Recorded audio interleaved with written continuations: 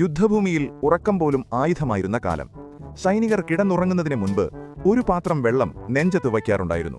ശത്രുക്കൾ രഹസ്യമായി വന്ന് അവരെ ഉറക്കത്തിൽ കൊല്ലുന്നത് തടയാനായിരുന്നു ഇത്. ശത്രുക്കളുടെ ടാങ്കുകൾ അടുത്തെത്തുമ്പോഴോ ബൂട്ടിട്ട സൈനികർ നടക്കുമ്പോഴോ ഉണ്ടാകുന്ന ചെറിയ വിറയൽ കാരണം പാത്രത്തിലെ വെള്ളത്തിൽ അലകളുണ്ടാകും. വെള്ളം തെറിച്ച് സൈനികൻ ഉണരുകയും യുദ്ധത്തിന് തയ്യാറാവുകയും ചെയ്യും.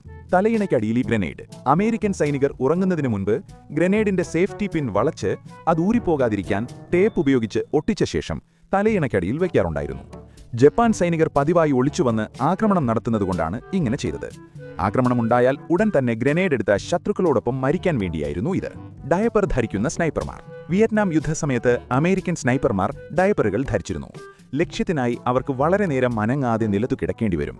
ഈ സമയത്ത് ടോയ്ലറ്റിൽ പോയാൽ ശത്രുക്കൾക്ക് അവരുടെ സ്ഥാനം എളുപ്പത്തിൽ കണ്ടെത്താനും വെടിവെച്ചു കൊല്ലാനും സാധ്യതയുണ്ട്. ഡയപ്പർ ധരിച്ചതുകൊണ്ട് അവർക്ക് കിടന്നുകൊണ്ട് തന്നെ മലമൂത്ര വിസർജനം നടത്താൻ സാധിച്ചു.